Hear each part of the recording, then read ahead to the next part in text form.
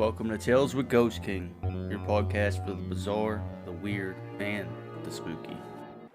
In this episode, we will go through some history of mermaids and some of the stories that have been passed down throughout history. In many cultures around the world, there's folklore of a creature who is aquatic, with the head and upper body of a female human and the tail of a fish. These creatures are called mermaids. Their tales span from Europe, Latin America, Asia, and Africa. They are often associated with blessings or things to be thankful for. More commonly, though, they are associated with shipwrecks, bad omens, or even drownings. Mermaids are said to also fall in love with humans. Mermans are considered the male version of a mermaid. They are said to coexist with their counterparts, although they are not seen or reported as much as mermaids. They are collectively considered merfolk, or merpeople.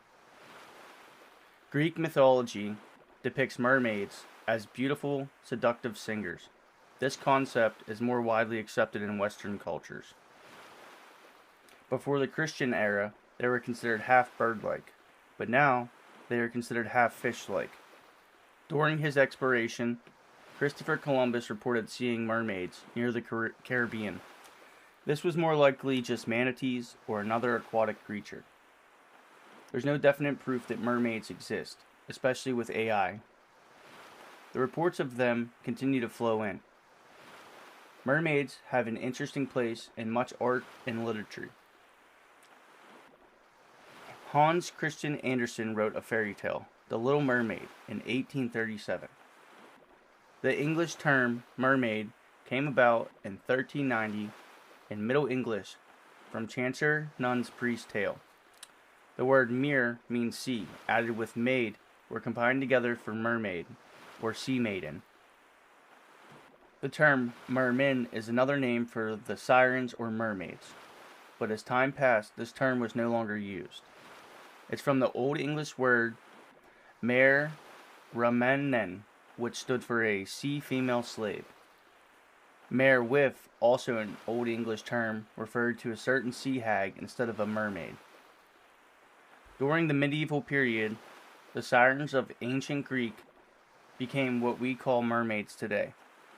These sirens, in the early period of Greek, were said to have been human-headed birds. Later on, they became depicted in art as much more half-fish-like creatures.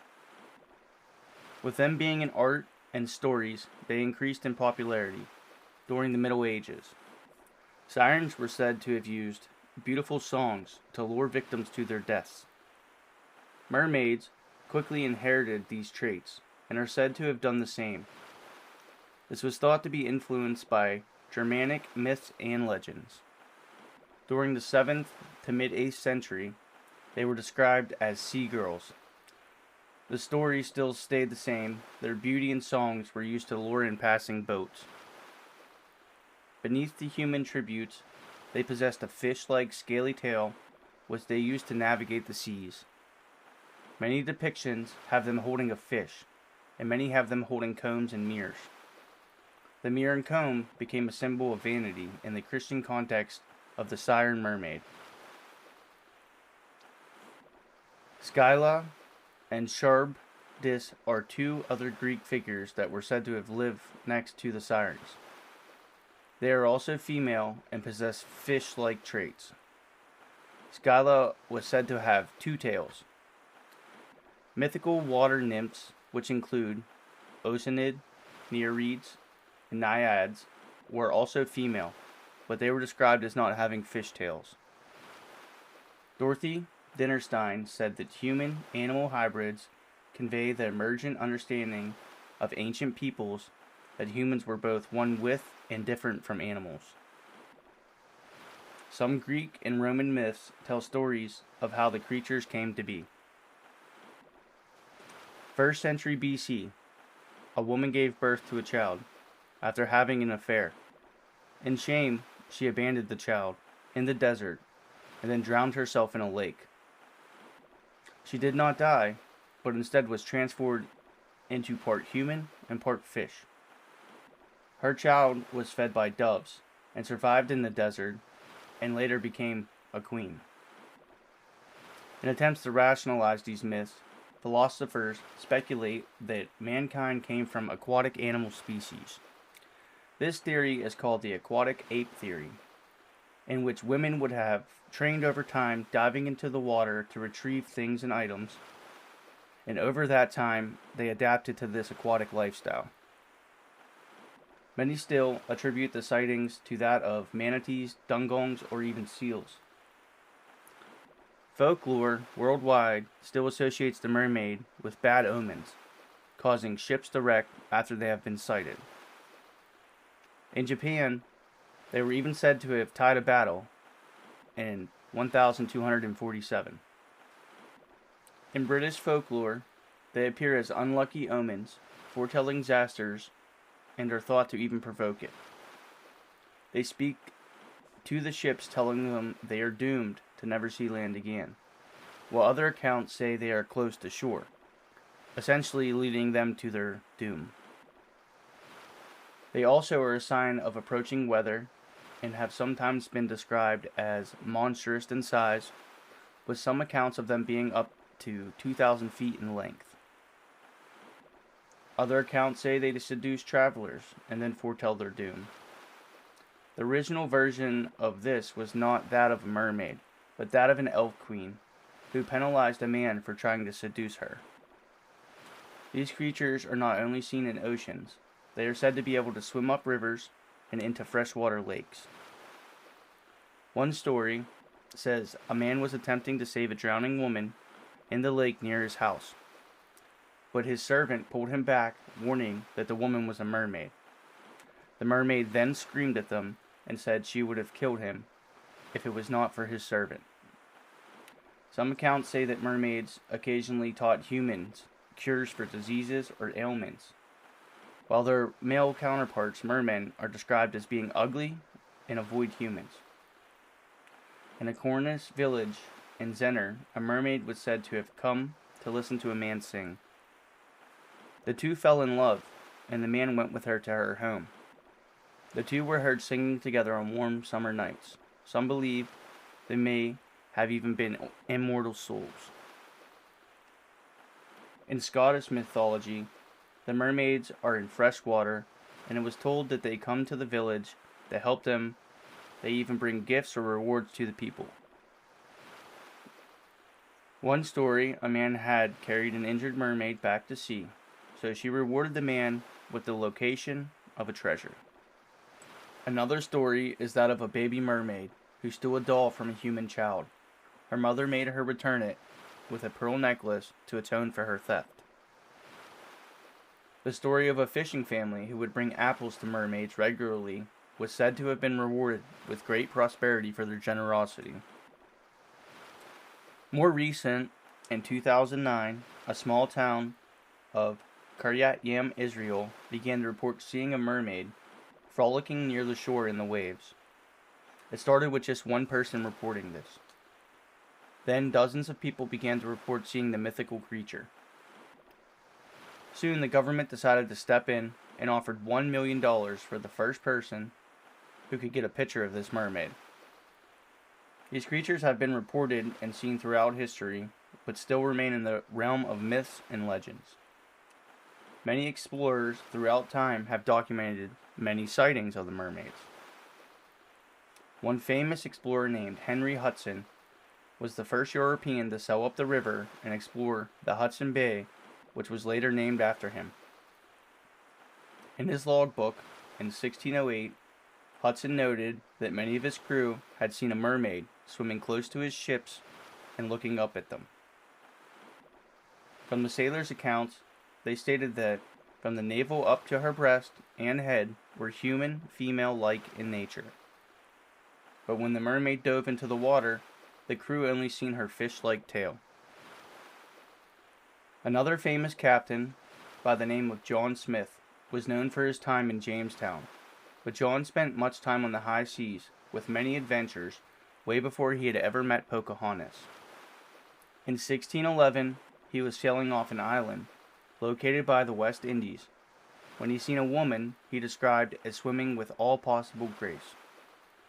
He said she had long green hair and her beauty was captivating. But as he observed her, she dived into the water, exposing her fish-like other half. Back to Christopher Columbus, sightings on January 9th, 1493, reported seeing not one but 3 mermaids. He was near the Dominican Republic at this time. Columbus, though, he was not impressed by their beauties, as he had seen other mermaids in the past. Some believe that Smith made up his sighting, seeing as a notable author, Alexander Dumas, who had wrote The Three Musketeers, was the one who had published his story in a local news article. While historians mostly agree that what Columbus and Hudson saw were just manatees, the manatee have 5 sets of bone and their 4 limbs that resemble human fingers, while their heads can turn to mimic that of a human head because they have vertebrae in their necks. After many weeks or months at sea, these sailors were thought to starve for a female companionship, thus seeing these aquatic creatures and hallucinating the female attributes. A letter written by Miss Mackay, a reverend's daughter, says this of her account. The face seemed plump and round. The eyes and nose were small. The former were of a light gray color, and the mouth was large, and from the shape of the jawbone, which seemed straight, the face looked short. The forehead, nose, and chin were white. The whole side face of a bright pink color. The head was exceedingly round, hair thick and long, of a gray oily cast, and appeared to be troublesome to it. The waves generally throwing it down over her face, it seemed to feel the annoyance, and as the waves retreated, with both its hands frequently threw back the hair and rubbed its throat, as if to remove any soiling it may have received from it. Her article was published in the Kentish Gazette. Back to more recent times, in 2012, Zimbabwe. Workers were trying to install a water pump on a dam. When the pump became blocked, they hired and sent local divers down to investigate the cause. After inspecting the pipe, the divers resurfaced and had swore to never return to those waters again because they had seen a mermaid. The government didn't believe the divers' claims and outsourced another group of divers. But these people reported the same sighting, refused to repair the pipes, and said they would never go back into that water again. The Kai Islands, 1943. During World War II, the Japanese were in an area of the Kai Islands. This area was 555 square miles and was located in Indonesia. While there, they had strange encounters with mermaids. The locals called them orang ikan, or manfish. They were very familiar with these creatures. Their descriptions of them was of this: 150 centimeters tall, having spikes on the spine, shoulders, and neck. Locals said their skin was pink, that of a salmon, and the mouth had resemblance of a carp. But they did not have tails. They instead had frog-like legs that had talons on them. They recorded these sightings, with some reports of them being inland, but the creatures seemed to be more comfortable while they were in the water. While a troop of soldiers were out exploring, they came upon a lagoon. At first it seemed normal, but then they heard thrashing in the water. The thrashing began to move towards them in a fast, smooth motion. Then the creature leaped out of the water in a frog-like motion, landing on a nearby rock. Then it turned directly toward the soldiers and let out a loud, unfriendly burping noise. At the same time, another one of them approached in the same manner. The soldiers, taken off guard, opened fire towards the rocks and into the water. The creatures quickly moved on and then vanished from the soldiers' sight. Back at the village, a sergeant named Mr. Taro requested to speak to the villagers. He told them that if any creature was captured or killed, that he was to immediately be contacted. Shortly after, he was summoned by the chief, who presented a deceased body of the creature. He describes it as follows: roughly 4 foot 9 inches tall, pinkish skin, human-looking face and limbs, spines along its head, and mouth like a carp. After the war, he made every attempt to involve the scientific community, but his efforts failed and nothing ever moved forward with them. 1967, British Columbia, Canada. No cameras, no social media, just hundreds of eyewitnesses with their stories. Tourists were ferrying when they suddenly spotted a blonde-haired mermaid who had been topless sitting on the beach. She was eating a salmon while the waves crashed upon her fish-like bottom. One individual who witnessed the event said that she was attracted and even had dimples. A photo, just one, captured this creature with blonde hair, and she did have the lower half of what appeared to be a dolphin. After this occurred, within a week, another sighting was reported. But the skeptics came out in full force, and no one believed that she was real. Charles White had even offered a $25,000 reward for the capture of this blonde maiden. He offered free room and board and was desperate to prove her existence. But shortly after the story just faded away, like so many others had in the past. Hawaii, Kalu Kana, 1998. Hawaii itself is surrounded by much folklore, many myths, and various legends. Most, if not almost all of them being related to aquatic creatures. Leecher, who was a diver, was here in 1998. He claimed to have the first ever documented proof of the existence of mermaids. His account is that of a nude woman who had been swimming with a pod of dolphins. He claimed that she kept up pace with them, even jumped up into the air, and it was then that he realized she was half fish. He did not witness this alone. On the boat was 10 other witnesses to this incident. She was said to have disappeared after just 2 jumps. But the story did not end here. Not but an hour later, Leecher was taking some pictures of the underwater life when suddenly the same mermaid brushed up against him. Luckily, not before he snapped a picture of her as she swam off into the ocean. He was quoted saying this: "I feel very lucky that I'm the one to finally prove to the world what people here have known for half a century. The Kauai Point mermaid is real." This was just a small account of the many stories of mermaids over history. Next week we'll get back on to our Route 66 Ghost Tour. Check back every Thursday at 7 p.m. for new episodes of Tales with Ghost King. Don't forget to hit that follow button and share with your friends. Thanks for listening.